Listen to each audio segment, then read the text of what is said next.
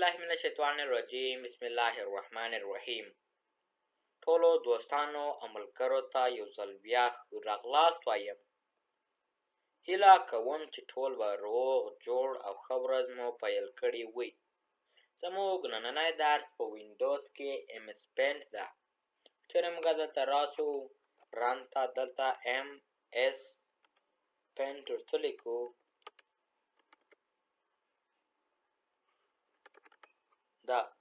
دلته ایم اس پینټ انټر یا اوکې سي ورته وکړو نو موږ ته به ایم اس پینټ خلاص کړي. دا وسیله د ایم اس پینټ صفحه ده. دې ته مینو بار وایي، دې ته سکرول بار وایي، دې ته سټیټس بار وایي او دلته چې ده موږ سره خطکش یا رولر ده. اوس د ایم اس پینټ لار نه موږ کولی شو دلته موږ رسامي وکړو. دلته موږ به اول له فایل مینو نه شروع کړو. په فایل مینو کې اول موږ سره دا نیو د نیو له لارې نه موږ کولی شو یوه نوې صفحه راواخلو.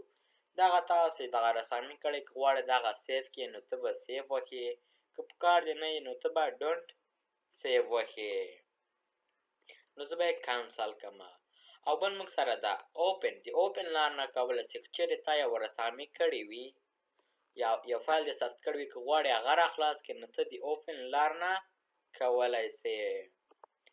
او بل موږ سره دا امپورټ ټو کینواس له دې لارې نه کولی شې کانواس ته امپورټ کړې. بیا دلته لږ فرام فایل نه لږ اوپن ورته وښیم. دلته رسم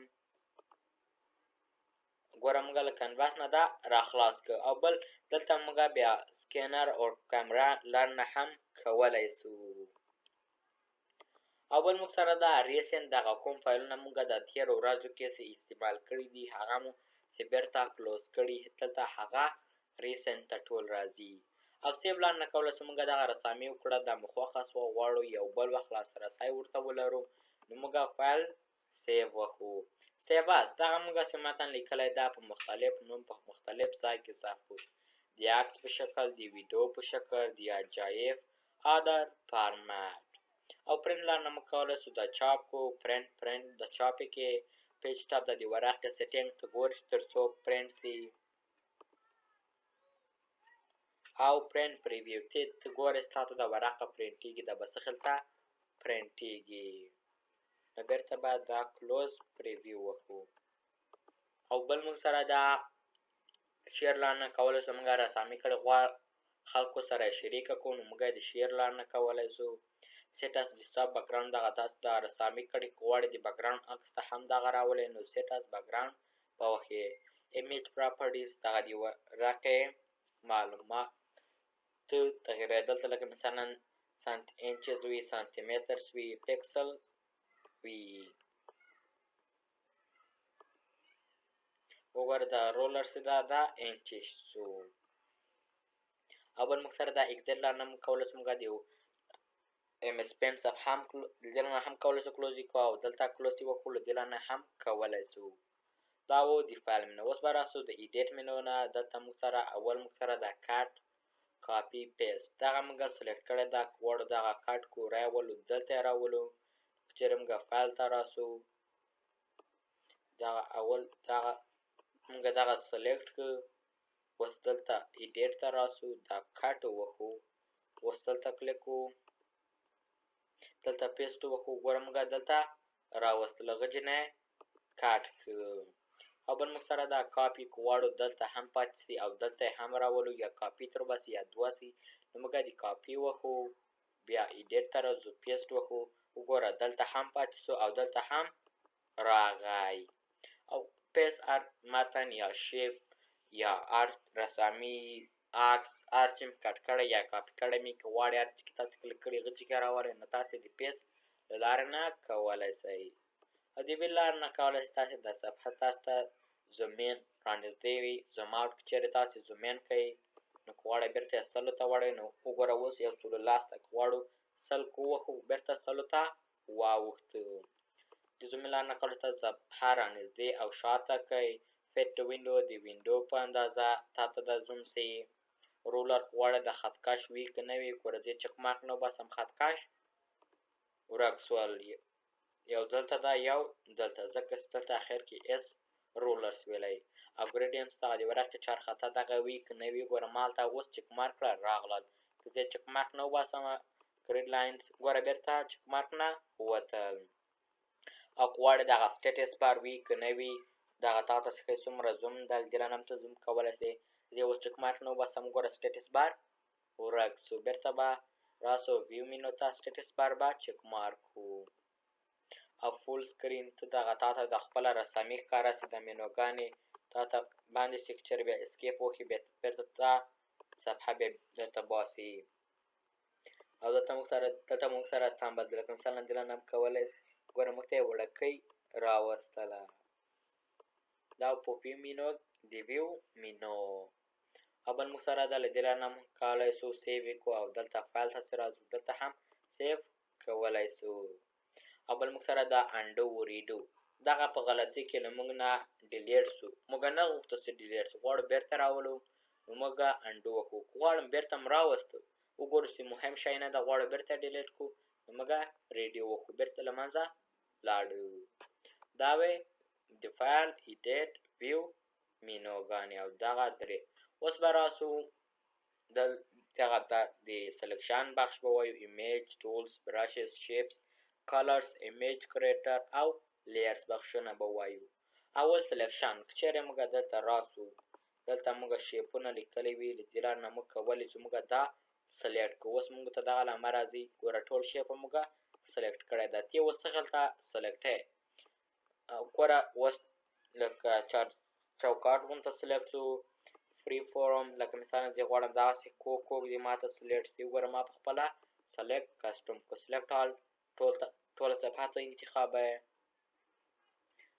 او بل موږ سره دا انورټ سلیکشن دغه زه اوس دا وکړمه انورټ سلیکشن وګوره کوم ځای چې ما سلیکټ کړی د هغه نه ښوري کوم ځای چې ما نه ده سلیکټ کړی هغه سلیکټ کړی یا ښوري او بل موږ سره دا ټرانسپرنټ سلیکشن ګوره اوس همغه ځای بیا ښوري هر ځای چې ما سلیکټ کړی ده او ډیلیټ که غواړې دغه کوم ځای چې تا سلیکټ کړی ده غواړې دا ډیلیټ کړې ډیلیټ یې وکړې ګوره همغه ځای موږ ته ډیلیټ شو او بل موږ سره دا دلته که چیرې موږ دا سلیکټ کړو کټ کراپ دلته خو موږ په ویو مینو هغه کې په انډیټ مینو کې کټ او کاپي ویلی کراپ لار نه موږ کولی شو قطع کړو د ما د خوا نه ده پکار د ما ته نه ده خوا پکار ده وګوره هغه خوا ما ته کټ کړه بېرته به کنټرول زی ووهو او بل موږ سره دا ریموو بکګراوند غواړو د اشاره بکګراوند یې تر ریموو بیا ډیلیټ کړو نو موږ د ریموو بکګراوند لار نه کولی شو چیرې موږ بیا یو عکس ته راوستلی نو بیا به ښه کار وکړي نو اوس موږ ته د دغې بکګراوند ریموو کوي او بل موږ سره دا روټیټ که چیرې موږ دلته دغه شیپ راوستلی وي که غواړو اوس خو خلو ښي خوا ته غواړو پورته یې کړو موږ اوس روټیټ ته راسو وګوره لاندې سوه بیا وکړو چپې خوا ته سوه وګوره بېرته پاس سوه چپې خوا ته تا ته تاو کړي ښي خوا ته او روټیټ 180% تا ته روټیټ کوي او بل موږ سره دا فلیپ لار نه موږ کولی شو عمودي تاو کړي او افقي وګوره خوله یې چپې خوا ته او بېرته ښي خوا ته سوله او بل موږ سره دا ریسایز لار نه موږ کولی شو موږ دغه خپل عکس ریسایز کړو له دې لار نه موږ کولی شو سایز یې غټ کړو عمودي وي دې څومره وي افقي څومره وي له دې لار نه موږ کولی شو موږ د خپل عکس سایز غټ کړو ریسایز یې کړو اوس به راسو د ټولز بخش ته پنسل له دې لار نه موږ کولی شو پنسل باندې خط ولیکو وګوره موږ دلته خط ولیکو اریس لار نه کولی شو موږ یې بېرته پاک غواړئ تاسې وایئ اریسر موږ وړکی دی لږ ذره غټ وي نو له دې لار نه موږ کولی شو سایز غټ او هم کړو وګوره څومره زر زر یې اوس موږ ته پاکوي او بل موږ سره دا کالر پیکر که چیرې موږ دلته لاړ شو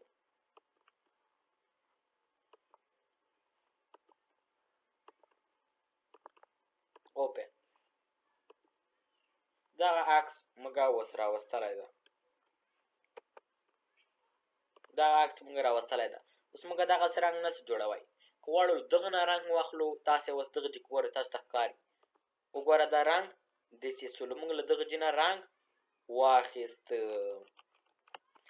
دا سایز به بیرته وړکی کړو او دا به هم لږ ذره زوم اوټ کړو چې سم صحیح ښکاره شي. اوس موږ له ده نه رنګ واخیسته. ګوره رنګ داسې څو غواړم دغسې رنګ وي. بیا کلر پیکر ته راځم، د باندې کلیک کوم، ګوره رنګ یې داسې څو. موږ یو بل شي نه کولی شو رنګ واخلو او له دې نه موږ کولی شو مګنیفایر دغه ځای موږ ته نه ښکاري. غواړو چې لیکلی دی وګوره موږ ته یې رانږدې کوي. هر ځای باندې چې موږ کلیک کوو وګوره موږ ته څومره رانږدې کړو. بېرته به موږ زوم اوټ شو چې موږ ته دا صفحه سمه ښکاره راشي. او د دې نه موږ کولی شو دلته متن هم ولیکو. اوس تاسو د متن لږ ذره ګوره دلته تاسو د دې نه کولی شو د متن سټایل یا فونټ انتخاب کې، د دې نه کولی شو سایز هم غټ کړئ. دلته تاسو چې متن لیکلی وي داسې کنټرول ای د ټول سلیکټ کړئ. اوس یې سایز غټ کړئ. اوس ګوره موږ ته نه ښکاري، خو که چېرې موږ یې سایز غټ کړو وګوره اوس موږ ته ښکاري. بولډ ډبل وي، ایټالیک ښي خوا ته چپه وي، انډرلاین لاندې خط کش کوي او مابین خط پې کش کوي، یعنې غلط ده. د انډرلاین لاندې خط کش کوي او سټریکټرا مابینځ کې خط پې کش کوي. پوزیشن یې په کونج کې وي، چپې خوا کې وي، ښي خوا کې وي او د بیکګراونډ فیل وي که نه وي. بېرته به تر وځو. دا و ټکس. او بل موږ سره دا برش دی. دلته موږ سره برشونه دي. له دې نه موږ کولی شو موږ رسامي وکړو. که چېرې موږ یو کنټرول این یا نوې صفحه راواخلو. اوس موږ برش ته لاړ شو. دلته یو مختلف برش انتخاب کړو لکه دغه یو وګوره دا برش شو. دلته موږ سره مختلف نری وي، تیز وي، پیکا وي، څه خلته له دې نه کولی تاسو یو دانه انتخاب کړئ. او له دې نه دلته موږ سره مختلف شیپونه دي. له دې نه موږ کولی شو خپلې صفحې ته یو مختلف شیپ راولو. دلته ډېر زیات یو څه تاسې په کار وي، تاسې له دې نه کولی شئ یو دانه خپلې صفحې ته راولئ. هر یو څه د تاسې په کار وي. او بل موږ سره دا شیپ آوټلاین دغه د شیپ تاسې راوستلی د دغې چارچوکاټ څخه دلته وي. که چېرې موږ یو نوې صفحه راواخلو او دلته دغه شیپ راولو. اوس د دغه چارچوکاټ څخه دلته وي. دلته موږ راځو دغسې دی وي لږ ذره د پیکا دی وګوره چې پیکا شو.